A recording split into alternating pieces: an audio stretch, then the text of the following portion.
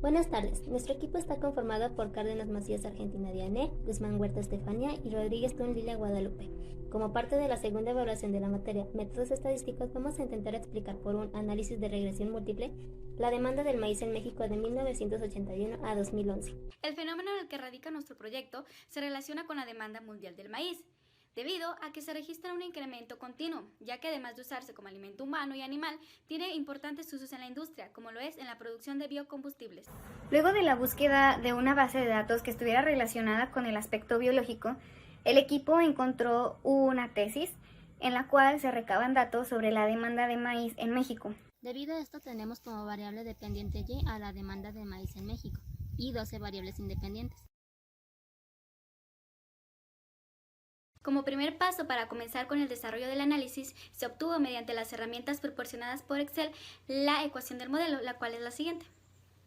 Además, gracias al coeficiente de determinación ajustado, el cual es representado por la R cuadrada, se pudo determinar que alrededor del 99.3% de la demanda de maíz era explicada por las 12 variables. Es entonces que se hizo un análisis de varianza global para determinar cuál de las 12 variables utilizadas a nivel global servía mejor para explicar al menos a un 5% de significancia la variabilidad en Y, es decir, en la demanda del maíz. Por lo tanto, se formularon dos hipótesis. A partir de esta premisa, se partió a observar el valor crítico de F, el cual fue 5.7913 exponente la menos 19. Al contrastarlo con el valor de significancia, se decidió rechazar la hipótesis nula y aceptar la hipótesis alternativa, lo cual, de acuerdo a este análisis, se concluyó que de manera global, al menos una de las 12 variables aporta para explicar la demanda del maíz. Para la determinación de variables significativas, el equipo optó primero por analizar los valores P que se obtienen de la prueba T. En dicha prueba o en dicho método, resultaron significativas las variables x3, x4 y x12. Sin embargo, cuando se realizó por el método stepwise, el equipo obtuvo diferentes variables significativas, las cuales fueron. Posteriormente se hizo una comparación entre las diferencias obtenidas del bloque por la prueba T y del bloque obtenido por stepwise, y sin embargo nos dimos cuenta que tenía un alto índice de correlación, por lo cual se ejecutó una matriz de correlaciones y se obtuvieron dos variables, x5 con 0.016 y x7 con 3.6 a la menos 11. Al ya considerar como significativas las variables x5 y x7, se obtuvo un R cuadrado, es decir, un coeficiente de determinación de 83.6% de la variabilidad en la demanda por las dos variables, en comparación al 99% explicado por los dos conjuntos anteriores, pero esta sin mostrar multicolinealidad, quedando así un modelo final de. Para evitar un fenómeno de multicolinealidad entre las variables explicativas, se llevaron a cabo dos pruebas, una de matriz de correlaciones y otra que involucraba los factores de inflación de la varianza. Correspondiente a la matriz de correlación, se obtuvo como resultado y de acuerdo a los valores que no existe un fenómeno de multicolinealidad. De igual manera, para el análisis de los factores de inflación de la varianza, o BIF por sus siglas, se comprobó que no existía ningún elemento que determinara la presencia de multicolinealidad.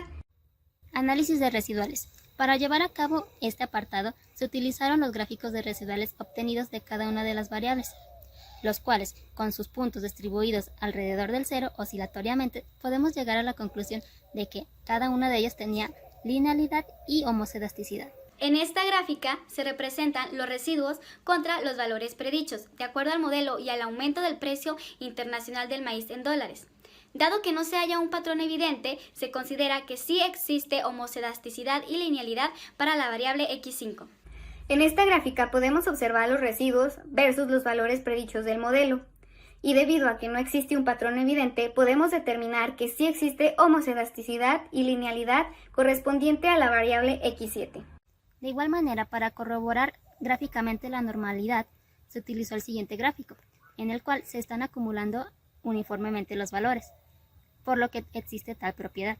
Para llevar a cabo el análisis de influencia, es decir, para determinar los valores atípicos del análisis, se determinaron las distancias de Cook.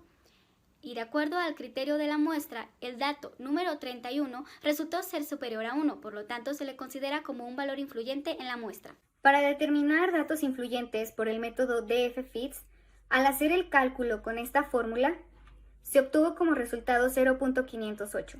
A partir de aquí se obtuvieron tres valores influyentes,